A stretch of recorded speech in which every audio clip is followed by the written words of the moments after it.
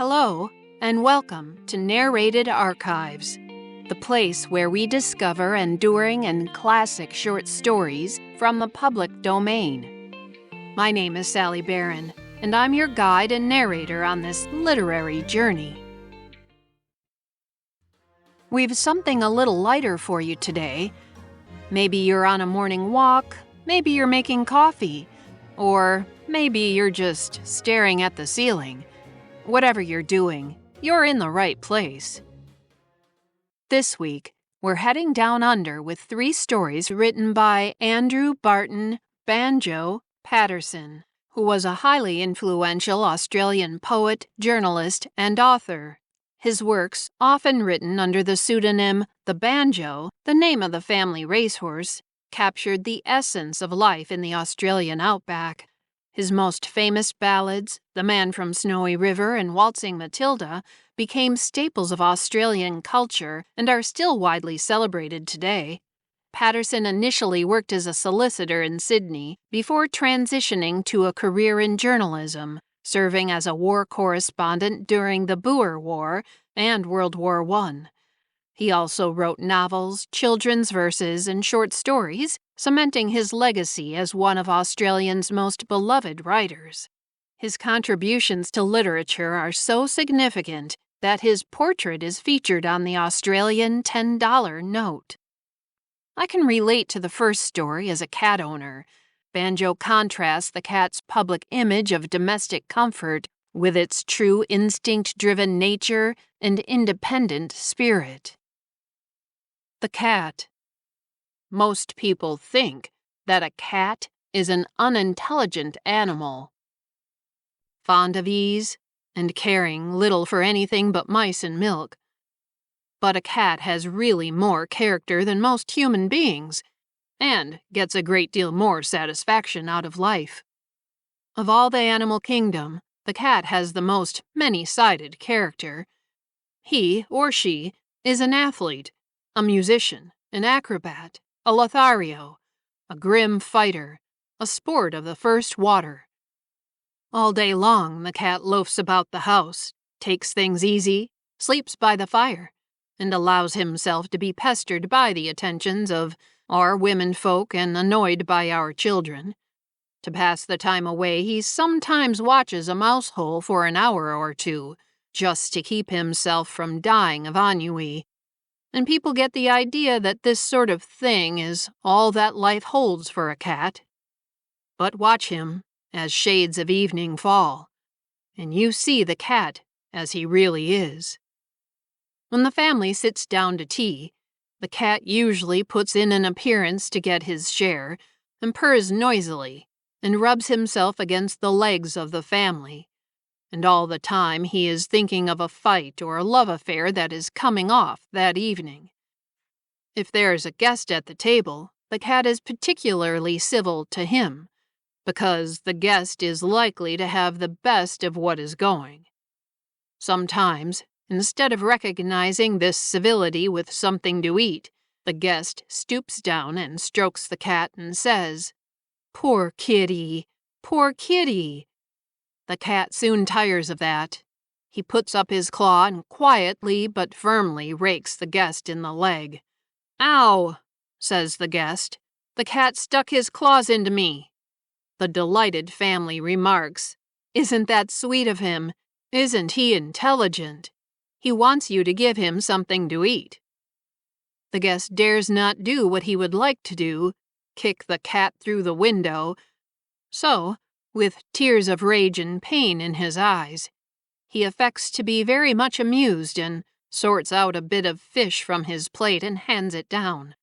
The cat gingerly receives it with a look in his eyes that says, "Another time, my friend, you won't be so dull of comprehension," and purrs maliciously as he retires to a safe distance from the guest's boot before eating it. A cat isn't a fool, not by a long way. When the family has finished tea and gathers round the fire to enjoy the hours of indigestion, the cat slouches casually out of the room and disappears. Life, true life, now begins for him. He saunters down his own backyard, springs to the top of the fence with one easy bound, drops lightly down on the other side, trots across the right-of-way to a vacant allotment, and skips to the roof of an empty shed. As he goes, he throws off the effeminacy of civilization. His gait becomes lithe and panther-like. He looks quickly and keenly from side to side, and moves noiselessly, for he has so many enemies. Dogs, cabmen with whips, small boys with stones. Arrived on the top of the shed, the cat arches his back, rakes his claws once or twice through the soft bark of the old roof, wheels round and stretches himself a few times, just to see that every muscle is in full working order. Then, dropping his head nearly to his paws, he sends across a league of backyards his call to his kindred, a call to love, or war, or sport. Before long they come, gliding, graceful shadows, approaching circuitously, and halting occasionally to reconnoiter.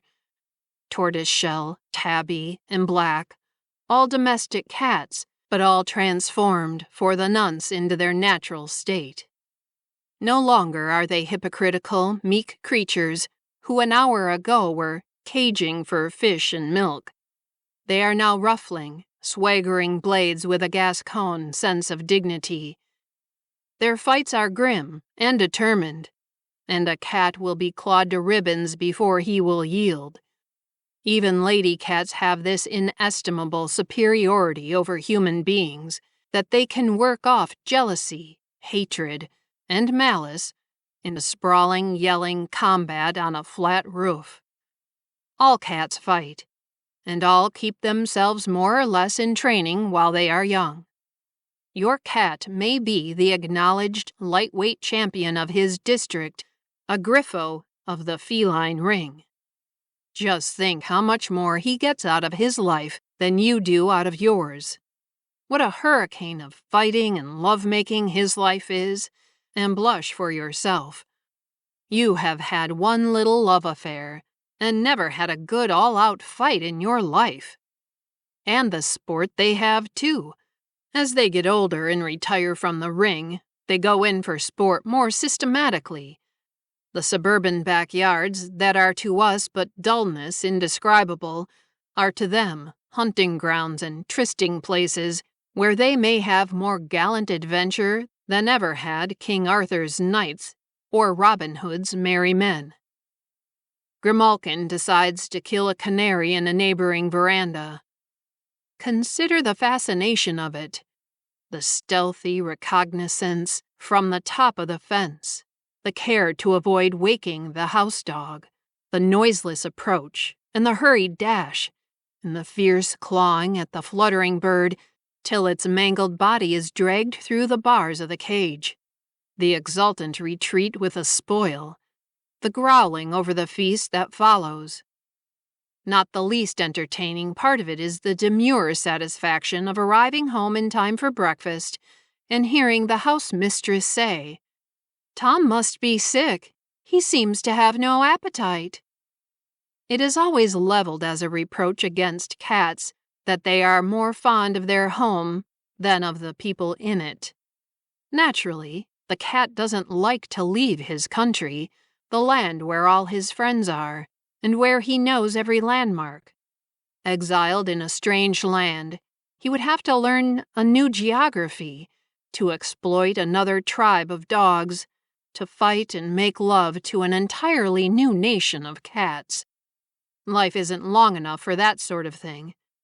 So, when the family moves, the cat, if allowed, will stay at the old house and attach himself to the new tenants. He will give them the privilege of boarding him while he enjoys life in his own way. He is not going to sacrifice his whole career for the doubtful reward which fidelity to his old master or mistress might bring.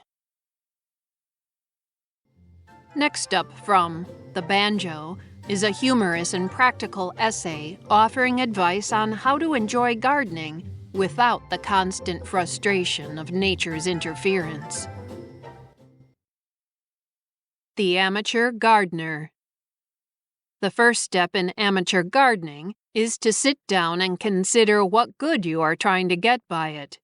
If you are only a tenant by the month, as most people are, it is obviously not of much use for you to plant a fruit orchard or an avenue of oak trees. What you want is something that will grow quickly and will stand transplanting, for when you move, it would be a sin to leave behind you the plants on which you have spent so much labor and so much patent manure. We knew a man once who was a bookmaker by trade, and a ledger bookmaker at that, but he had a passion for horses and flowers. When he had a big win, as he occasionally did, it was his custom to have movable wooden stables, built on skids, put up in the yard, and to have tons of the best soil that money could buy, carted into the garden of the premises which he was occupying. Then he would keep splendid horses and grow rare roses and show-bench chrysanthemums.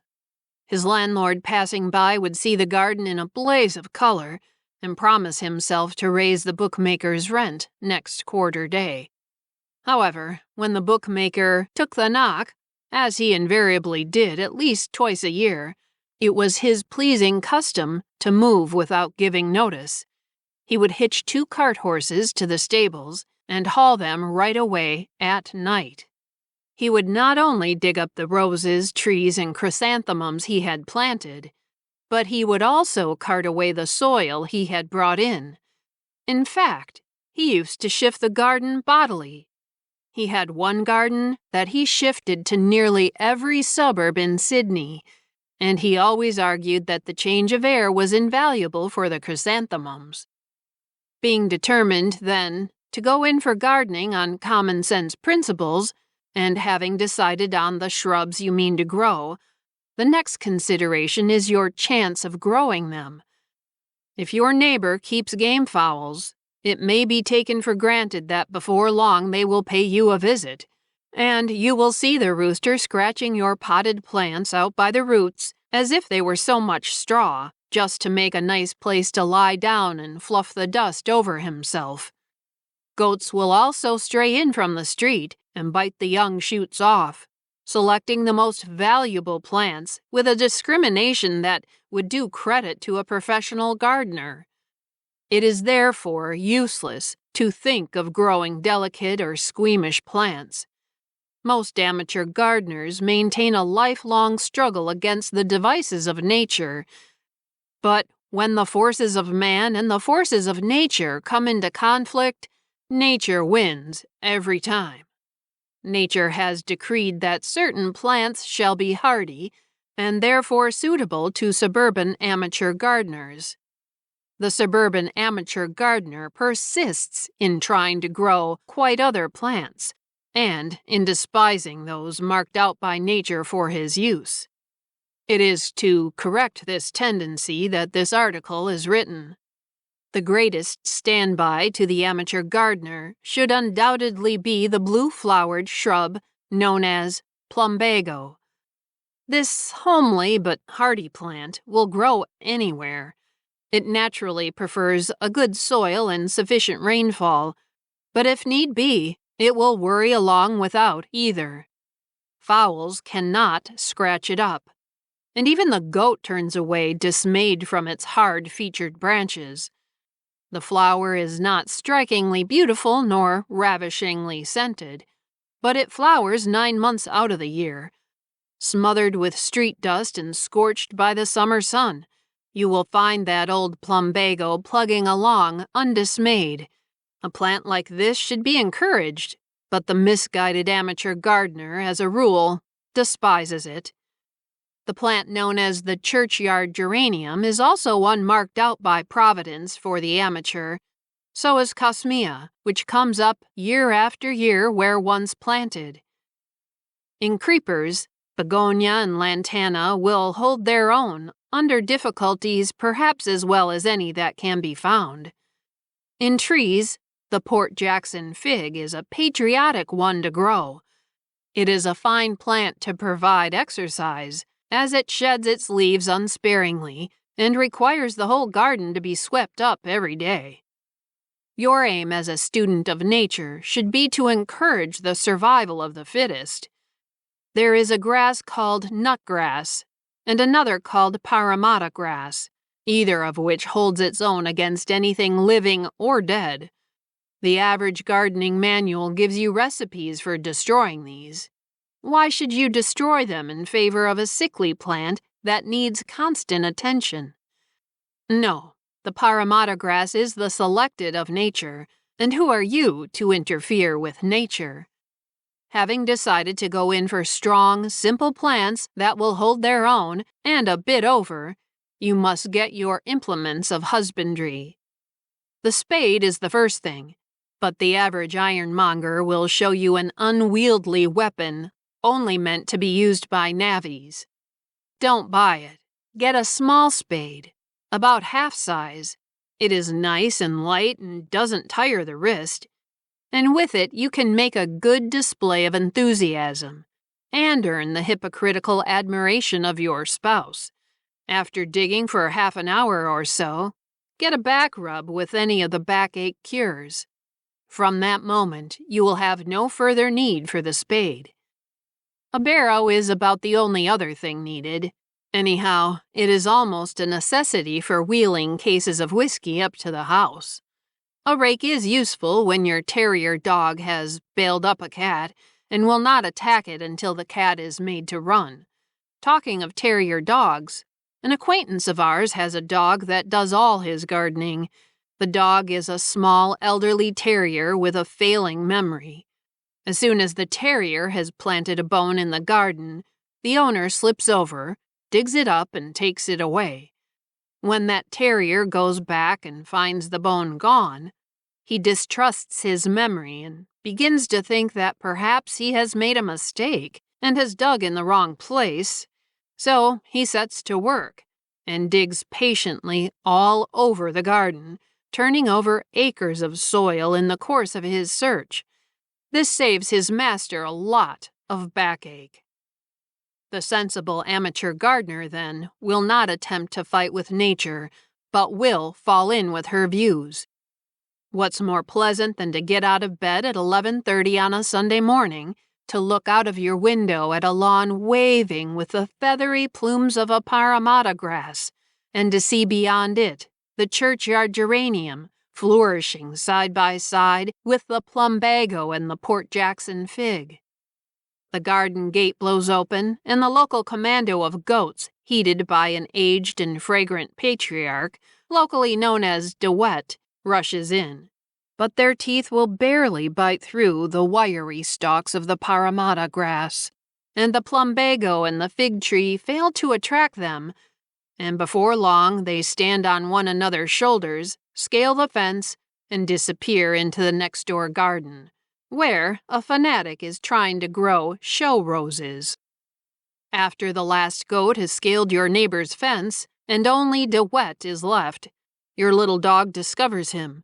DeWet beats a hurried retreat, apparently at full speed, with the dog exactly 1 foot behind him in frantic pursuit.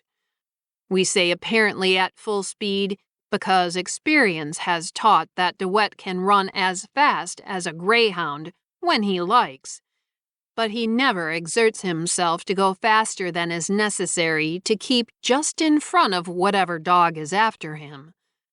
Hearing the scrimmage, your neighbor comes onto his veranda and sees the chase going down the street. "Ha! That wretched old DeWet again," he says. "Small hope your dog has of catching him. Why don't you get a garden gate like mine, so he won't get in?" "No, he can't get in at your gate," is the reply, "but I think his commando are in your backyard now." Then follows a frantic rush.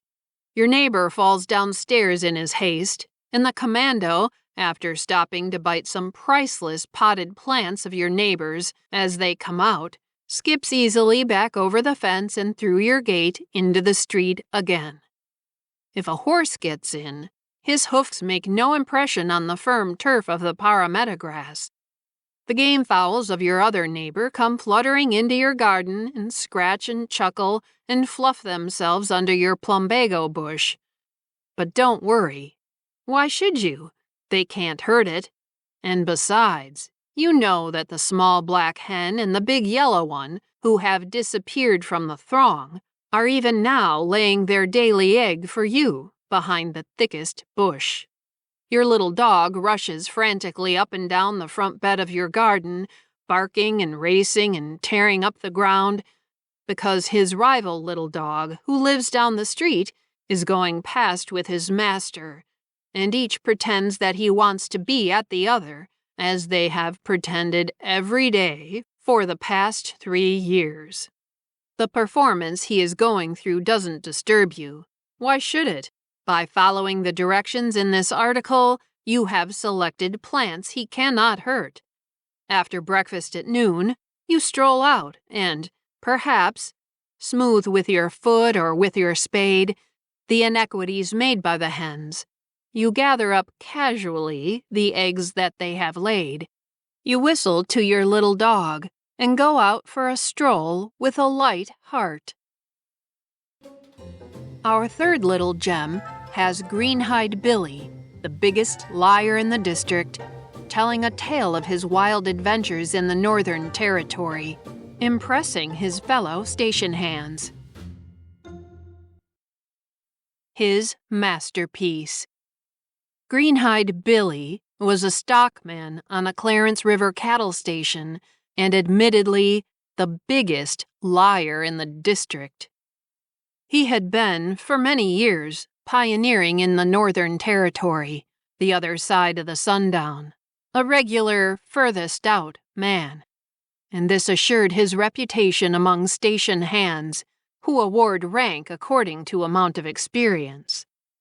Young men who have always hung around the home districts, doing a job of shearing here or a turn at horse breaking there, look with reverence on Riverine or Macquarie River shearers who come in with tales of runs where they have 300,000 acres of freehold land and shear 250,000 sheep. These again pale their ineffectual fires before the glory of the Northern Territory man who has all comers on toast, because no one can contradict him or check his figures. When two of them meet, however, they are not fools enough to cut down quotations and spoil the market. They lie in support of each other and make all other bushmen feel mean and pitiful and inexperienced. Sometimes a youngster would timidly ask Greenhide Billy about the terra incognita. "What sort of place is it, Billy? How big are the properties? How many acres had you in the place you were on?" "Acres be damned," Billy would scornfully reply. "Hear him talking about acres. D'you think we were blanked cockatoo selectors? Out there, we reckon country by the 100 miles. You orter say how many thousand miles of country, and then I'd understand you." Furthermore, according to Billy, they reckon the rainfall in the territory by yards, not inches. He had seen blackfellows who could jump at least 3 inches higher than anyone else had ever seen a blackfellow jump, and every bushman has seen or personally known a blackfellow who could jump over 6 feet. Billy had seen bigger droughts, better country, fatter cattle, faster horses, and cleverer dogs than any other man on the Clarence River. But one night, when the rain was on the roof, and the river was rising with a moaning sound, and the men were gathered round the fire in the hut smoking and staring at the coals, Billy turned himself loose and gave us his masterpiece.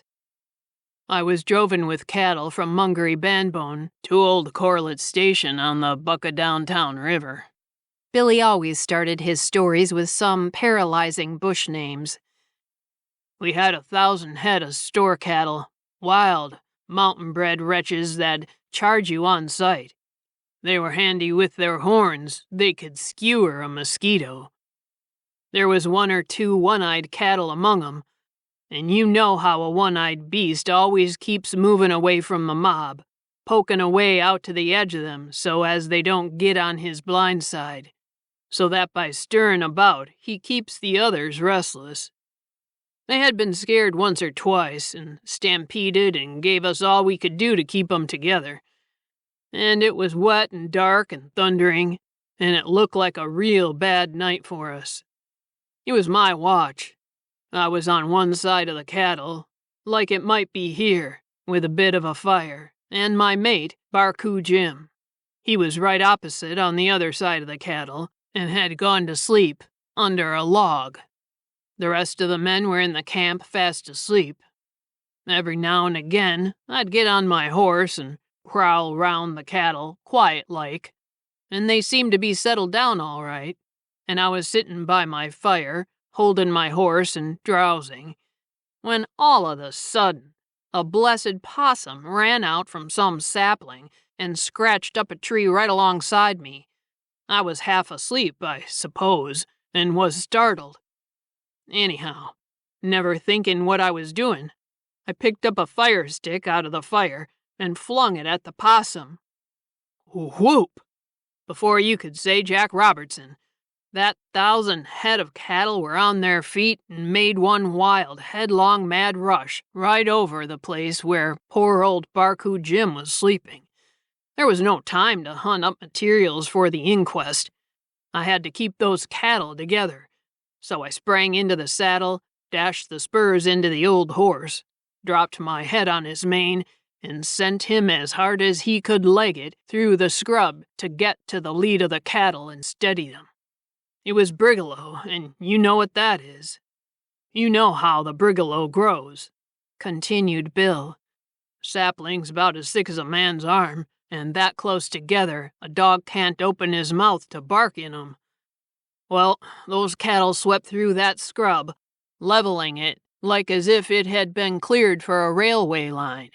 They cleared a track 1/4 of a mile wide and smashed every stick, stump, and sapling on it. You could hear them roaring and their hoofs thundering, and the scrub smashing 3 or 4 miles off. And where was I?